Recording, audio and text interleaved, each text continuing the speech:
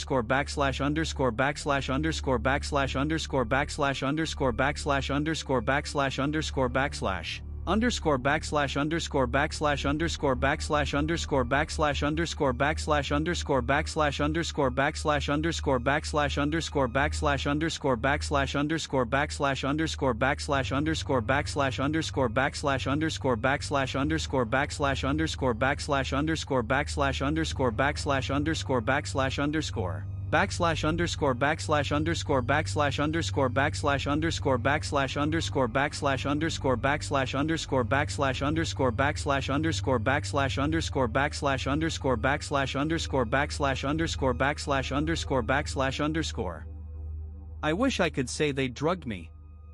Then, at least, the process would have been painless. Instead, I was fully cognizant of my own ineptitude to prevent a thing. It happened in public, at a Comic-Con, in the break between a panel on the future of slasher films and my scheduled book signing. "You're up," a man with a lanyard told me. And like an idiot, dismissing the fact my signing wasn't for another 20 minutes, I trounced behind him from the break room. It wasn't until he led me through an emergency exit and we were outside that I felt anything akin to unease. We were in a deserted corridor meant for freight trucks to unload. "Sorry, who did you say you were?" In response, he pulled a pistol from the inner lining of his coat. "It's really you. I can't believe it's you. Wait. Hey. I'm confused." He shook his head and adopted a stern expression. "I don't want to hurt you. The book. The last one in the series. Tell me where you're hiding it and how to access it." I backed up, but the door had already banged shut. There was no outside handle. In my career, I'd experienced everything from fans chasing me into parking lots to personalized signature requests at the urinal. I'd never had a weapon pulled on me though. "Hang on," I said. "You don't want to do this." "I don't." He pointed the gun at my head. I would feel terrible. "Really? All I need is the book. It's not done. There is no fifth book yet. Please. I can't get it for you. I swear it on my dead wife's grave." He swallowed, unsure. Then he nodded his head at a blue van. "Get in." Except rather than acquiesce, I attempted to reason with him the reason I ended up moaning, bloodied, and half-conscious, rolling around in the back of a kidnapper van. I wish I could say I memorized the turns and twists, that I timed the drive or attempted some sort of escape by leaping heroically from a moving vehicle. Instead, I hyperventilated and whimpered we all secretly think we'll be the hero, until we're blindfolded and gagged. When he finally ripped the cloth from my eyes, we were in some sort of basement. There were none of the signature scampering mice or dripping ceiling, only unfinished walls and the chemical reek of drying paint. The man sat across from me. His expression was intent. Angry, I thought at first, except no. It was something much worse than anger, awe. "You're here," he said. "I can't believe you finally came. I've thought about this moment for so long. Apologies for the travel arrangements." He smiled sheepishly. "Unavoidable. You get it. I'm sure you do." I stared at him. "But my manners." He leapt to his feet and pulled the gag down from my mouth. "There. That's better. Can I get you anything? Beer, maybe? A soda? You like Diet Dr. Pepper if I remember right, yeah?" I stayed totally frozen, a rabbit willing the hawk not to notice it. "You look so different from the last time I saw you. So much older. Your hair is all gone. But I suppose I look different too. Time has a way of slipping away, doesn't it? You of all people would know that. I really can't expect you to remember me. I went to your signing so long ago." Even so, a moment of hope flickered in his eyes, as if he maybe did think I would remember him. That I would light up and say, "Oh, you. Number 73 in my signing line. Oh yes, you were special. My most very special of fans. Why, thank you for bringing me here to your home. Are you all right?" His eager smile faltered. "My hair. I lost it after my wife passed." I met my captor's eyes. "She died 11 years ago. Since then, my writing hasn't been the same. The book you want. I'm sorry, but it doesn't exist. I can't give it to you. If you let me go, I promise I won't remember your face. No repercussions, really." I expected the man's face to harden, to sour in annoyance. Instead, it only softened. "I know that," he said. "Most don't understand how you must have struggled when she died, but I do. That's why I brought you here." For the first time, the desk came into view behind him, a stack of fresh printer paper on one side, a metal contraption on the other one made of metal and shackles and above all sharp, gleaming blades. He leaned towards me. "I'm going to help you write your book." This time when he withdrew his pistol and told me to move, I was smart enough not to resist. He led me to the desk, fitted my arm through a series of metal restraints, then strapped a bracer over my stomach. He forced my pinky finger to extend, and hooked up a miniature guillotine-looking device above it. The blade glittered in the dim lighting, ready to drop onto my knuckle at any moment. "1 page an hour, okay," he said. "My process doesn't work like that. I have to plot first, devise the scene, establish character motivations, and end. You won't get hurt. There's no need. You're that talented."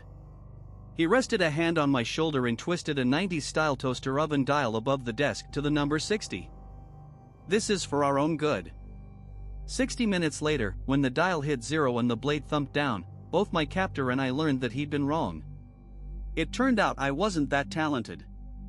My pinky finger rolled from the desk.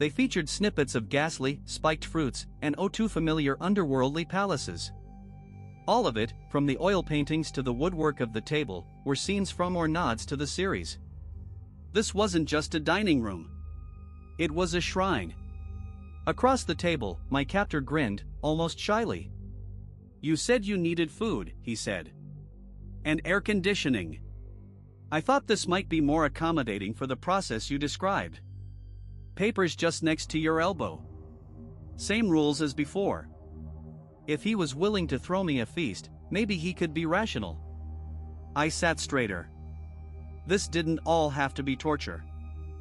I could talk sense into him, or at the very least relax myself enough to write the story he wanted me to write. Before I could try to reason with him, he spoke. "A page an hour. If not, you eat a bowl of soup like that one in front of you. That's it? That's the punishment? I'm not punishing you. I'm helping you." His smile went sad. "You said you couldn't write without your late wife, so I fixed that. I retrieved her urn this morning."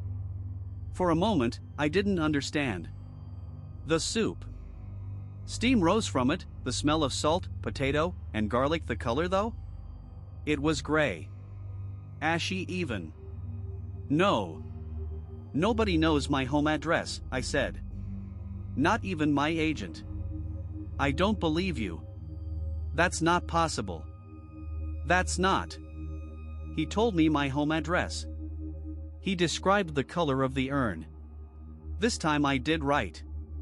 In a panic. This wasn't the cold fear from the guillotine device. This was hot, burning desperation. Not this. Anything but this. I wrote sentence after sentence. Periods and quotation marks. I didn't just write one page. By the end of the hour, I'd written 4. By the end of the next, I'd written 10. My captor leaned against his arm as I worked. Watching contentedly. Lovingly, even. When the timer rang for the 3rd time, I waved a handsome stack of papers at him. 16 in all. "Here," I said. "A full chapter. This has to be enough. Let me go. I'm begging." He bounced as he approached. His expression brimmed with anticipation as he accepted the papers and scanned the first lines. His excitement darkened. He flipped to the next page, glanced at the words, and scowled. "What is this?" "It's all I could do," I said. "That's the best I have. This writing, it's horrible." He ripped the pages cleanly in two. "This isn't the series at all." He ripped them again. "You did it all wrong," I pleaded as he raged. I begged and apologized and promised to do better. None of it made the soup any less cold as he forced it down my throat.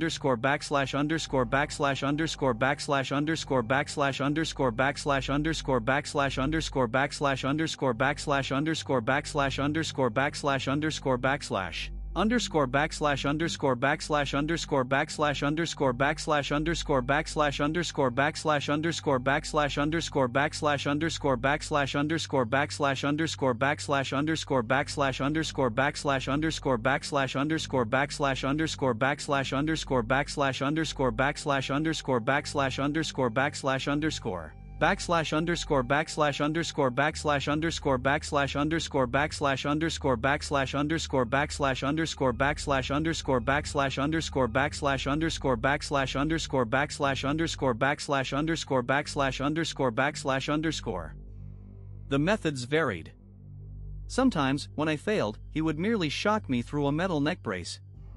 Other times he would get creative. He would take away my blankets and cool the room to below 30.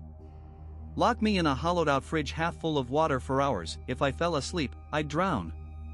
I tried to write. I really did. Chapters. Plot threads.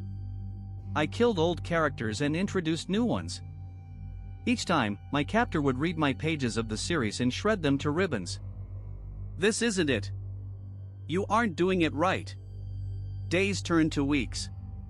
My mental health plummeted. It's easy to stay strong for a short period. Eventually, it wears you down though. You stop sleeping. Your panic bleeds through until your bravery is soggy and melted. You become an overused wash rag, ragged and stained. My captor was no different. His initial awe twisted. His smiles morphed into glares, and his encouragement became demands. His vision narrowed until the only thing he could see was what he wanted and what I wasn't supplying. I was watching my career in microcosm, the metaphor of my failures personified into this one demented fan. He, like my entire readership, had turned against me. Even now, he couldn't let me go. Please, I begged. I can't give you what you want. You can. Day by day, my pleas became more hysterical.